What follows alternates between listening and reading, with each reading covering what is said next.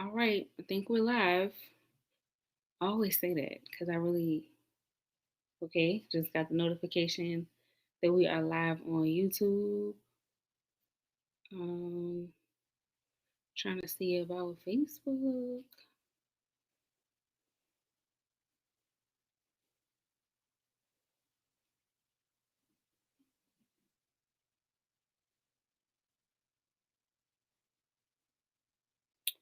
All right, we are live on Facebook as well. I'm gonna share this to my personal page,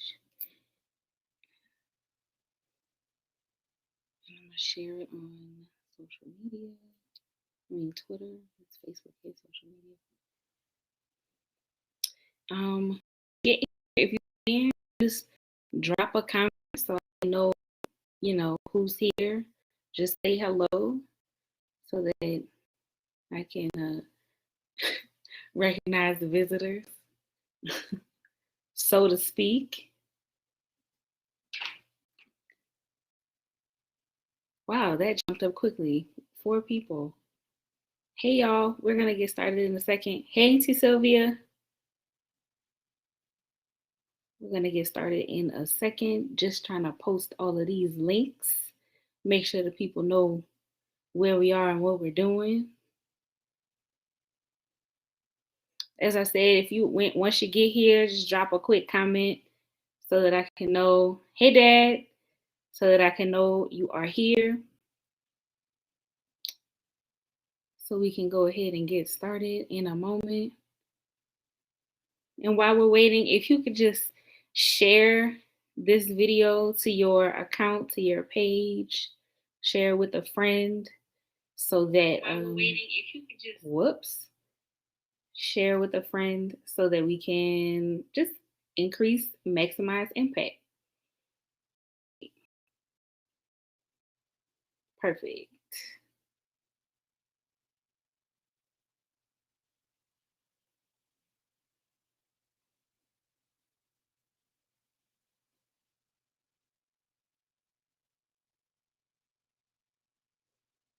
All right. Okay, so we are going to go ahead and get started. This is the third installment of Live at 5. And as I have done the previous 2 times, I just want to start with a brief disclaimer. I am not a doctor. I am not a nurse. I am not a medical professional. This information comes from my research from organizations like the Lupus Foundation of America, from the Lupus Research Alliance, as well as from my own personal experience. So let's go ahead and just dive in. My name is Javon Bracey, and I'm the founder and curator of the Purpletuity Project, which is a lupus awareness and advocacy organization. I was born and raised in New Orleans, and I currently reside in Denver, Colorado. I'm a minister at a church here, and I also do some contract and project-based work with faith-based and community-based organizations. The Purpletuity Project is a passion project that I launched last spring, and I believe it's important for Black people and for me as a Black woman to lend my voice to the chorus of people supporting and advocating for people with lupus like me. Since May is Lupus Awareness Month, which is the time to raise the public consciousness about lupus, a disease that's often misunderstood, I decided to do my part by doing a series called Live at 5, where I'll go live at 5 p.m. Mountain Time to engage the community about lupus-related topics. So today's topics include tests, triggers, and treatments. So as I said, hey T-San, as I said, please like, subscribe, share, all that. Drop a comment when you get in. Let me know you're here so that we can have a robust discussion and so that we can maximize impact and get this out to as many people as possible. Episodes 1 and 2 are still up. They're still available on YouTube as well as Facebook. So if you haven't already, I encourage you to go back and watch those. But we will begin with a brief recap. Lupus is a chronic and complex autoimmune disease. Of course, chronic just means ongoing. And with any autoimmune disease, what's happening is that the antibodies in your body that are supposed to be produced to attack infection and injury are actually attacking healthy tissue. So this manifests as inflammation, joint pain, skin rashes, sensitivity to light, extreme fatigue, fevers, as well as specific problems with the kidneys, the lungs, and the brain. There are times when one might experience an increase in the severity of these symptoms, among others, and that's called a lupus flare. And lupus flares can last for days or even weeks. So for today, the first thing that we'll discuss are triggers. Let me check, make sure we don't have any comments. Hey, Uncle Alan. we gotta give recognition to everybody who's watching, and thank you. They say happy birthday. My birthday is this Saturday, this coming Saturday. So thank you for the early birthday wishes. So as I said, the first thing we'll get into are triggers, the things that trigger symptoms and flare-ups. Lupus tends to wax and wane. So sometimes you'll go a period of time with minimal symptoms or even no symptoms, and then you can have a flare. So some of the things that might trigger a flare include extreme weather conditions, sunlight or UV exposure, infections like the cold or the flu or even COVID-19, exhaustion, and stress. So stress could include emotional stress, as well as anything that can cause stress to the body. So surgery, physical harm like a fall, pregnancy, or giving birth. Of course, some of these factors like the weather, you can't really control, but some of them you can. So, with stress or with UV exposure, minimizing it as much as possible. I know like life is stressful, and life as a Black person in America is stressful. But minimizing stress, exposure to stressors as much as possible. And for those things that you can't necessarily control, like I talked about the weather, just awareness. Awareness is key. So for example, out here in Colorado, especially this time of year, you get these really extreme fluctuations in weather.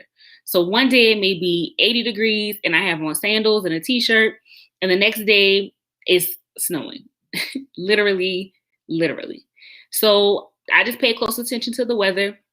I see if there's going to be a huge temperature drop or temperature change, if the pressure is going to change, if the air quality is going to decrease. And so although I can't do anything about that or how my body responds to that, I might push my day back an hour or two so I can give myself more time to get up and get moving. And sometimes I might even proactively take some of the medications that I'm prescribed as needed. So that's a little bit about triggers. If, again, you have any comments, feel free to drop them in the chat and I will address them as I can, periodically coming back to the comments. So as I said, sometimes preventative medication can be very helpful. So that's a good segue into our next topic of treatments. So treatments for lupus depend on your signs and symptoms, right? So each person's symptoms and symptom presentation can be different. So therefore, each person's treatment plan has to be different as well. So there are some common medications that are used to treat lupus. The first one are NSAIDs, which are non-steroidal anti-inflammatory drugs. And they can be used to treat pain, swelling, and fever.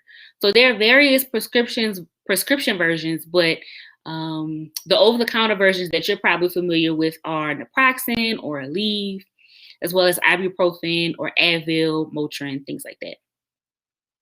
Another group is called anti-malarial drugs, and they affect the immune system and can help to decrease the risk of lupus flares.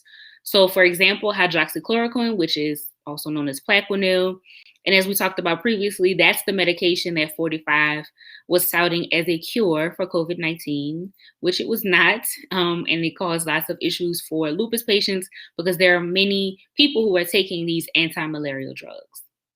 Another group of drugs are corticosteroids, which also help with inflammation, like prednisone and methylprednisolone. Then there are immunosuppressants, which, just as the name suggests, suppress the immune system. So Imuran, Cellcept, methotrexate, all of those are immunosuppressants. And then there are biologics, More often than not, biologics are administered via IV intravenously, and they include things like Benlysta, which is one of the medications that I take, the first medication FDA approved for the treatment of lupus. So I take the Benlysta once a month, and I take the hydroxychloroquine once a day, 2 pills once a day. And I've also taken methotrexate, which is an immunosuppressant. And as needed, which is what I was talking about when I have those flare-ups and things like that, the corticosteroids and the NSAIDs or other pain medications to just kind of help manage the heightened symptoms. One thing to note about medication is that I do regular blood work and other testing, like eye exams, to ensure that the medication is not having any adverse side effects, specifically effects on my organs and things that can be measured in my blood work. And so as you're taking these medications, most of them are prescription only anyway, but as you're taking the medications, be sure to check in with your healthcare providers to ensure that you aren't having any adverse effects. Beyond medications, there are other measures that can prevent lupus flares or at least help patients to cope with them as they occur. So one thing is vitamins and supplements, vitamin D, calcium, turmeric, fish oil, etc. And again, with these, I would definitely suggest consulting with your healthcare team, primary care physician, nurses, your specialists like your nephrologist or rheumatologist, nutritionist, herbalist, any person who you trust with your healthcare, because you want to ensure that nothing is canceling each other out or doing any further harm to your immune system. So just, checking in with people to be clear also about dosages and things of that nature, because those vitamins and supplements can be extremely helpful, but you definitely want to ensure that you are taking the right amount, that you are not canceling anything out and things of that nature. In addition to the supplements, just mitigating sun exposure. When you are exposed to the sun, use sunscreen or use other methods, visors, long sleeve shirts and things like that to protect your skin to make sure that you aren't overexposed to UV rays. Regular exercise is another treatment recommended for pretty much anything by any expert. Just listening to your body, though, is really important, especially when you have lupus and when you have presentations of arthritic symptoms in various places, and being proactive. So, for example, I have arthritis in my ankles, and so whenever I walk or whenever I know I'm going to be walking for a long time because of my arthritis, I wear braces. So just being proactive and listening to your body when you are exercising. Of course, not smoking, not using tobacco products. Acupuncture, some people have also found acupuncture to be helpful, or other methods of non-Western medication, as well as healthy diet. So there's no one special diet for lupus. Again, there are many presentations of the disease, and so it's hard to suggest a catch-all diet that will work for everybody. However, most experts would definitely recommend a well-balanced diet.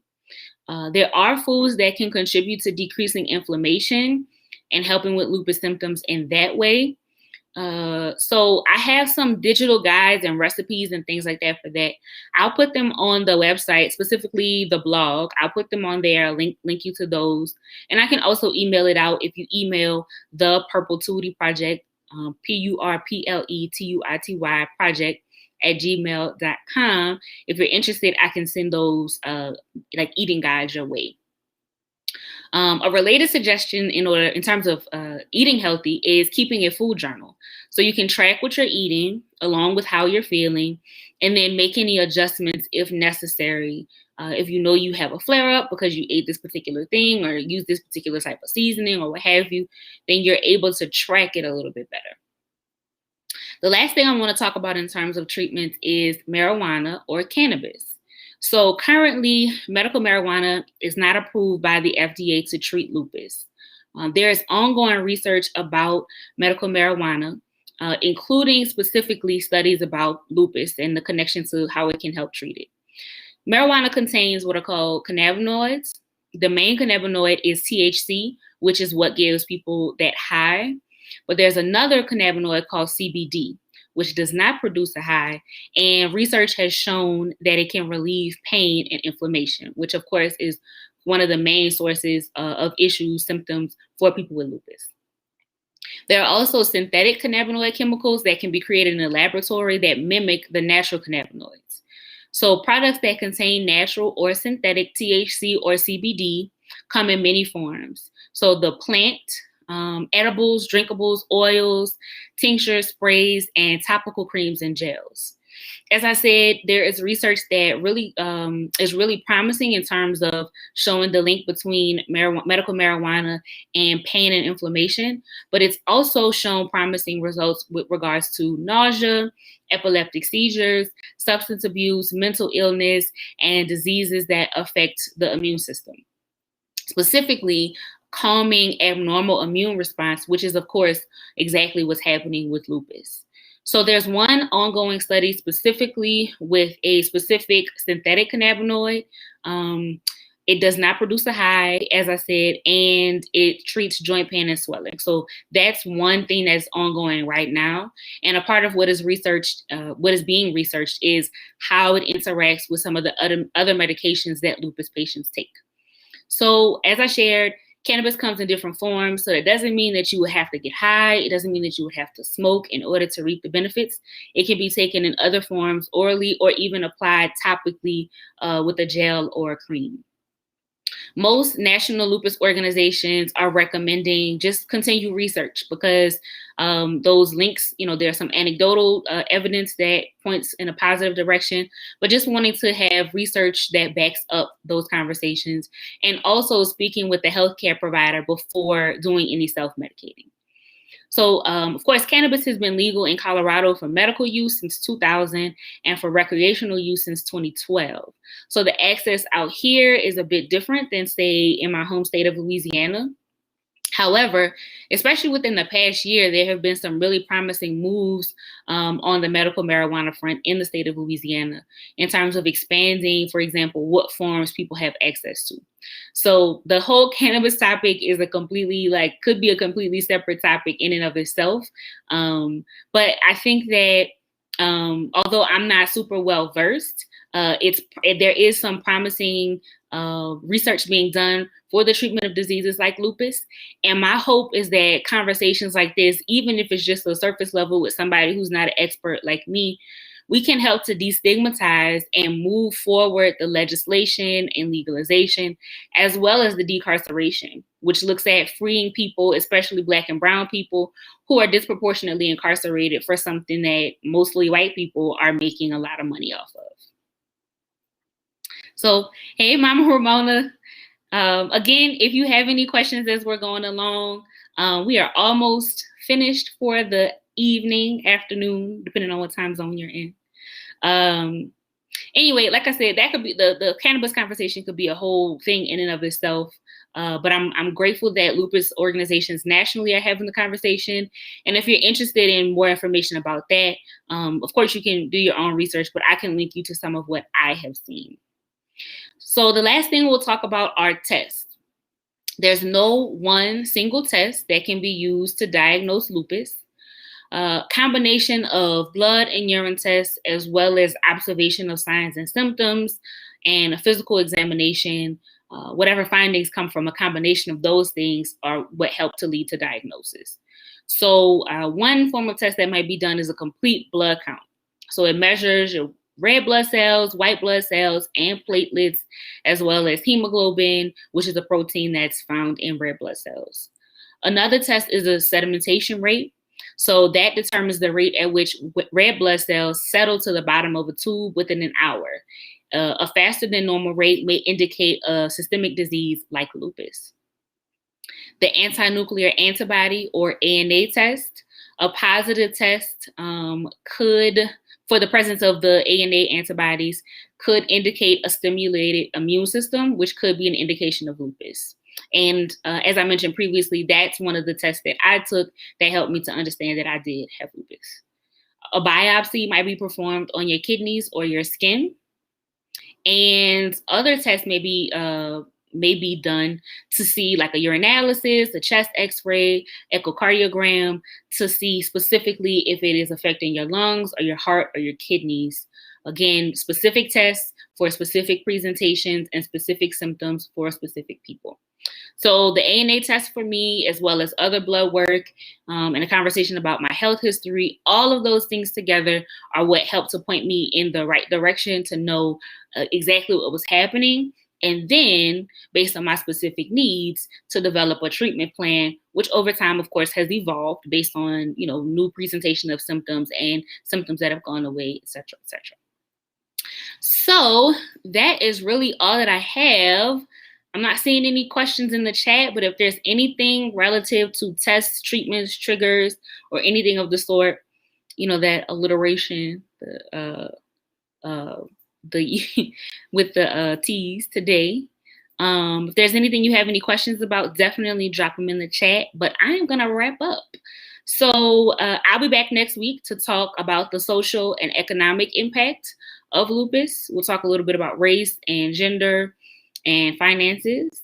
And then the last Monday of the month, I can't believe we're more than halfway done with the month of May. That's wild to me. So the last Monday of the month, of course, May is also Mental Health Month. So we'll talk about mental health and emotional support for lupus patients. In the meantime, in between time, definitely stay connected to the Purpletuity Project. Remember, if you give a donation of $20 or more, you can get a t-shirt, just like the one that I am wearing today. If you have any questions about anything that we discussed today or previously, feel free to shoot a DM or an email. You can also visit the website. Most of this, as well as some of the other stuff we've discussed, is on the blog. So purpletuity.org.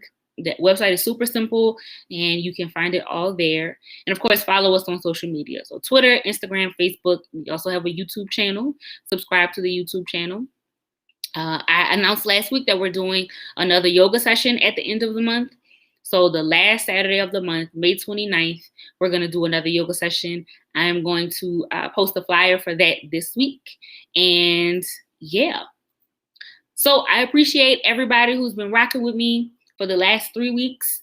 And I appreciate the people who are here today. Definitely continue spreading the word so that we can, get this information out to as many people as possible.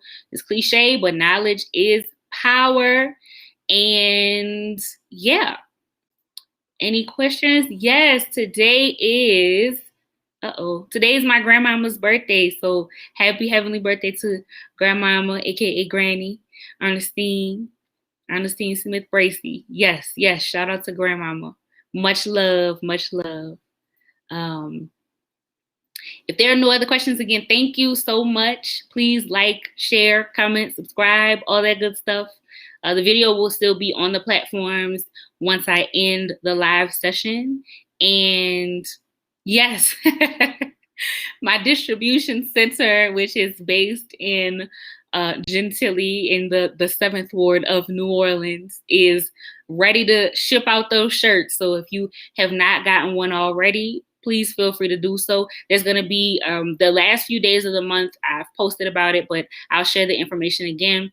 I'm asking everybody to wear the shirts, take a picture, post a picture so that we can just see, the faces and put names to faces of people who are just being extremely supportive, people all over the country, literally from coast to coast.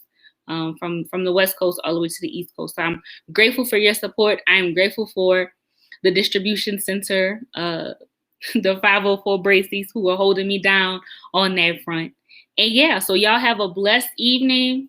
Please reach out if you have any questions or any concerns or need any additional information or links. Like I said, I'm going to post that information about the diets and things like that. But if you need anything else, holla at your girl. Other than that, have a good evening. I love y'all.